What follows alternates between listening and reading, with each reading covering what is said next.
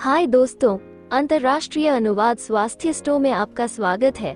मेरा नाम प्रिशा है और आज हमारे पास प्रीनेटल हॉट सीट पर है।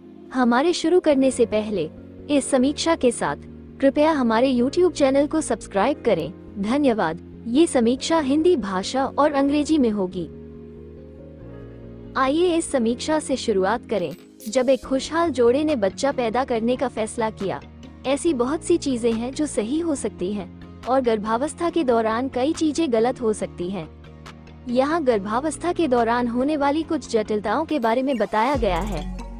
उच्च रक्तचाप, जिसे उच्च रक्तचाप भी कहा जाता है, तब होता है जब हृदय से शरीर के अंगों तक रक्त ले जाने वाली धमनियां संकुचित हो जाती हैं। इससे धमनियों में दबाव बढ़ने लगता है। गर्भावस्था में इससे रक्त को प्लेसेंटा तक पहुंचना मुश्किल हो सकता है, जो भ्रूण को पोषक तत्व और ऑक्सीजन प्रदान करता है। कम रक्त प्रवाह भ्रूण के विकास को धीमा कर सकता है और मां को समय से पहले प्रसव और प्रीक्लेम्पसिया के खतरे में डाल सकता है। 1-2 जिन महिलाओं को गर्भवती होने से पहले उच्च रक्तचाप होता है, उन्हें गर्भावस्था के दौरान यदि आवश्यक हो तो दवाओं के साथ इसकी निगरानी और नियंत्रण करना जारी रखना होगा। गर्भावस्था के दौरान विकसित होने वाले उच्च रक्तचाप को गर्भावधि उच्च रक्तचाप कहा जाता है। आमतौर पर गर्भकालीन उच्च रक्तचाप गर्भावस्था के दूसरे भाग के दौरान होता है और प्रसव के बाद दूर हो जाता है। गर्भावस्थाजन्य मधुमेह गर्भकालीन मधुमेह तब होता है जब जिस महिला को गर्भावस्था से पहले मधुमेह नहीं था, गर्भावस्था के दौरान ये स्थिति विकसित हो जाती है। आमतौर पर शरीर आपके भोजन के कुछ हिस्सों को ग्लूकोज नामक शर्करा में पचाता है। ग्लूकोज आपके शरीर की ऊर्जा का मुख्य स्रोत है। पाचन के बाद ग्लूकोज आपके शरीर को ऊर्जा देने के लिए आपके रक्त में चला जाता है। आपके रक्त से ग्लूकोज को बाहर निकालने और आपके शरीर की कोशिकाओं में पहुंचाने के लिए आपका अग्न्याशय इंसुलिन नामक एक हार्मोन बनाता है।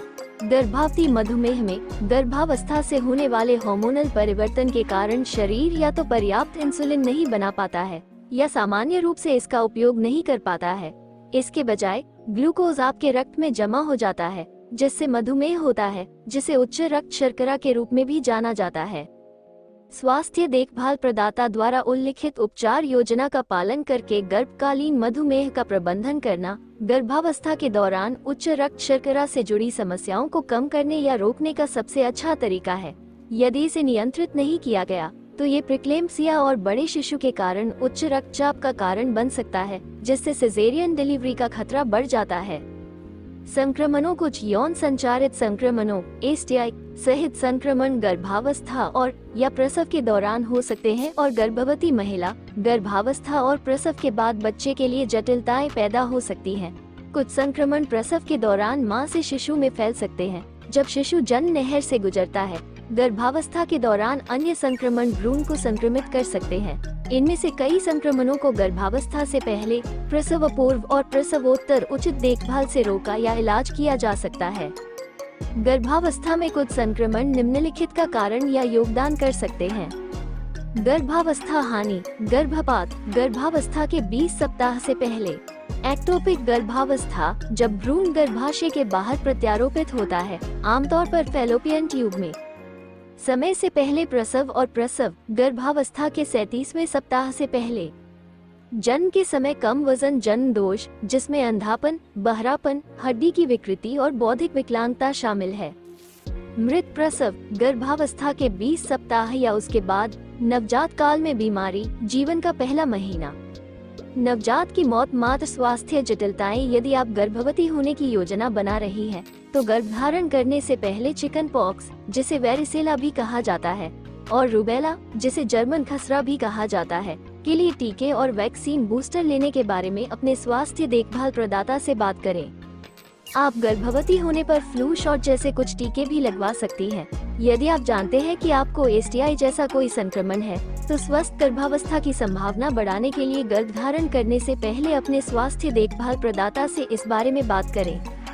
STI और अन्य संक्रमणों के लिए प्रारंभिक प्रसव पूर्व परीक्षण यह निर्धारित कर सकता है कि क्या संक्रमण को दवा उपचार से ठीक किया जा सकता है, या यदि आपको पता है कि आपको कोई संक्रमण है, तो अपनी गर्भावस्था में जितनी जल्दी हो सके अपने गर्भावस्था स्वास्थ्य देखभाल प्रदाता को इसके बारे में बताएं। प्रारंभिक उपचार से भ्रूण और शिशु के लिए जोखिम कम हो जाता है, भले ही संक्रमण ठीक न हो सके। आप और आपका स्वास्थ्य देखभाल प्रदाता आपके स्वास्थ्य और आपके शिशु के स्वास्थ्य की सुरक्षा के लिए कदम उठा सकते हैं। प्रीनेटलिंग क्या है? प्रीनेटलिंग गर्भवती, स्तनपान कराने वाली और बच्चा पैदा करने की कोशिश करने वाली महिलाओं के लिए 2 प्रसव पूर्व पूरकों का एक सेट है। इसमें उत्पाद शामिल हैं: एक विटामिन और खनिज कॉम्प्लेक्स और मछली के तेल से ओमेगा-3 फैटी एसिड DHA जोड़ EPA का एक सेट। फोलिक एसिड की उपस्थिति के कारण प्रीनेटलिंग गर्भावस्था के दौरान मातृ ऊतकों के विकास और थकान और थकावट की भावनाओं को कम करने में योगदान देता है। यह अपने डोकोसाहेक्सेनोइक एसिड सामग्री के कारण भ्रूण और स्तनपान करने वाले शिशुओं में मस्तिष्क और आंखों के सामान्य विकास में सहायता करता है। इसके अलावा विटामिन सी की मौजूदगी के कारण यह आयरन के अवशोषण को बढ़ाता है। आइए प्रीनेटलिन की सामग्री पर एक नजर डालें।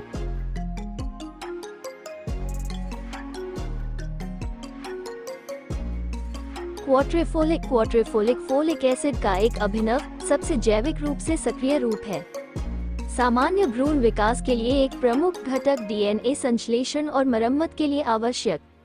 मस्तिष्क और रीढ़ की हड्डी के विकास को प्रभावित करता है। लाल रक्त कोशिका उत्पादन और अमीनो एसिड चयापचय में योगदान देता है। फोलियन क्वाड्रिफोलिक फोलिक एसिड की तुलना में फोलेट क्वाड्रिफोलिक में उच्च जैवोपलब्धता, स्थिरता और तेज प्रभाव होता है। गर्भवती महिला में फोलिक एसिड की कमी से बच्चे में गंभीर जन्म दोष हो सकते हैं, जैसे न्यूरल ट्यूब दोष। इसके अलावा ये समय से पहले जन्म और भ्रूण के कुपोषण के बढ़ते जोखिम में योगदान कर सकता है। मछली का तेल सर्वोत्तम गुणवत्ता वाला मछली का तेल जो ओमेगा-3 फैटी एसिड EPA और DHA का स्रोत है। DHA मस्तिष्क संरचना के निर्माण और तंत्रिका तंत्र के समुचित विकास के लिए आवश्यक है। संज्ञानात्मक कार्य और बौद्धिक विकास पर सकारात्मक प्रभाव पड़ता है। आंखों के विकास को प्रभावित करता है। आंख की रेटिना के निर्माण में मदद करता है। EPA हृदय प्रणाली के कामकाज का समर्थन करता है। प्रतिरक्षा प्रणाली कार्य का समर्थन करता है। महिलाओं में प्रसवोत्तर अवसाद के खतरे को कम करता है। सेलेनियम सेलेक्ट बढ़ी हुई जैवोपलब्धता के साथ सेलेनियम का एक अभिनव रूप थायराइड फंक्शन के नियमन में महत्वपूर्ण भूमिका निभाता है। प्रतिरक्षा प्रणाली के कामकाज का समर्थन करता है। मस्तिष्क और तंत्रिका तंत्र के विकास में सहायता करता है। आपके आहार में सेलेनियम का पर्याप्त स्तर प्रसवोत्तर थायराइडिटिस और समय से पहले जन्म के जोखिम को कम करता है। विटामिन K7 उच्चतम गुणवत्ता और जैवोपलब्धता का प्राकृतिक रूप से प्राप्त विटामिन के अस्थि खनिजीकरण में महत्वपूर्ण भूमिका निभाता है। जन्मजात हृदय दोषों से सुरक्षा प्रदान करता है। उचित रक्त जमाव के लिए आवश्यक भ्रूण और मां दोनों के हृदय स्वास्थ्य पर लाभकारी प्रभाव पड़ता है। एक्वामिन अपंजीकृत व्यापार चिन्ह TG कैल्केरियस समुद्री शैवाल से बना एक बहु खनिज परिसर जो कैल्शियम का प्राकृतिक स्रोत प्रदान करता है। कंकाल प्रणाली के विकास में महत्वपूर्ण भूमिका निभाता है। अस्थि खनिजीकरण पर प्रभाव डालता है। मांसपेशियों के समुचित कार्य का समर्थन करता है। कैल्शियम की कमी से भ्रूण में विकास मंदता हो सकती है। एक्वामिन अपंजीकृत व्यापार चिन्ह TG कैल्केरियस समुद्री शैवाल से बना एक बहु खनिज परिसर जो कैल्शियम का प्राकृतिक स्रोत प्रदान करता है। कंकाल प्रणाली के विकास में महत्वपूर्ण भूमिका निभाता है। अस्थि खनिजीकरण पर प्रभाव डालता है। मांसपेशियों के समुचित कार्य का समर्थन करता है। कैल्शियम की कमी से भ्रूण में विकास मंदता हो सकती है। कोलिन न्यूरल ट्यूब दोष को रोकने में मदद करता है। तंत्रिका तंत्र और मस्तिष्क के सामान्य विकास में सहायता करता है। नाल के पार पोषक तत्वों के परिवहन में महत्वपूर्ण भूमिका निभाता है। आयोडीन थायराइड हार्मोन के उत्पादन में भाग लेता है। महिला के गर्भवती होने की संभावना बढ़ जाती है। ये गर्भावस्था को बनाए रखने और भ्रूण के समुचित विकास के लिए आवश्यक है। विटामिन A ऊतक वृद्धि की प्रक्रिया में भाग लेता है। भ्रूण में दृष्टि, फेफड़े और हड्डियों के विकास को प्रभावित करता है। मां की प्रतिरक्षा प्रणाली के समुचित कार्य में सहायता करता है। विटामिन D भ्रूण में अस्थि खनिजीकरण में महत्वपूर्ण भूमिका निभाता है। प्रतिरक्षा प्रणाली के विकास में सहायता करता है। इसकी कमी से बच्चे में तंत्रिका संबंधी विकार हो सकते हैं। विटामिन E कोशिका विकास को ऑक्सीडेटिव तनाव से बचाता है। प्रतिरक्षा प्रणाली के कार्य का समर्थन करता है। विटामिन E की पर्याप्त आपूर्ति गर्भपात के जोखिम को कम करने में मदद करती है। विटामिन सी भ्रूण के सामान्य विकास में सहायता करता है, आयरन के अवशोषण को बढ़ाता है, कोलेजन की संश्लेषण में भाग लेता है। विटामिन सी भ्रूण के सामान्य विकास में सहायता करता है, आयरन के अवशोषण को बढ़ाता है, कोलेजन की संश्लेषण में भाग लेता है। थायामीन भ्रूण के सामान्य विकास में योगदान देता है, न्यूरोपैथिक दर्द से राहत दिलाने में मदद करता है, घावों की उपचार प्रक्रिया को बढ़ावा देता है, राइबोफ्लेविन न्यूरोट्रांसमीटर के उत्पादन में भाग लेता है, तंत्रिका तंत्र और मस्तिष्क के विकास को प्रभावित करता है, भ्रूण के विकास के लिए आवश्यक ऊर्जा प्रदान करने में मदद करता है, नियासिन डीएनए संश्लेषण प्रक्रिया में भाग लेता है, शिशु के सामान्य विकास के लिए जिम्मेदार हार्मोन के उत्पादन में सहायता करता है। विटामिन B6 भोजन से फोलिक एसिड और आयरन के अवशोषण में सहायता करता है, रक्त कोशिका निर्माण की प्रक्रिया में भाग लेता है, शरीर द्वारा प्रोटीन के अवशोषण में योगदान देता है।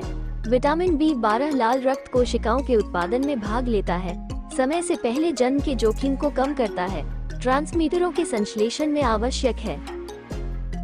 बायोटिन बालों और त्वचा को अच्छी स्थिति में बनाए रखने में सहायता करता है, बच्चे की प्रतिरक्षा प्रणाली के विकास में भाग लेता है, शरीर की चयापचय प्रक्रियाओं में आवश्यक है, लोहा हीमोग्लोबिन के उत्पादन में भाग लेता है, हाइपोक्सिया के खतरे को कम करता है, जन्म के समय कम वजन और समय से पहले जन्म के जोखिम को कम करता है।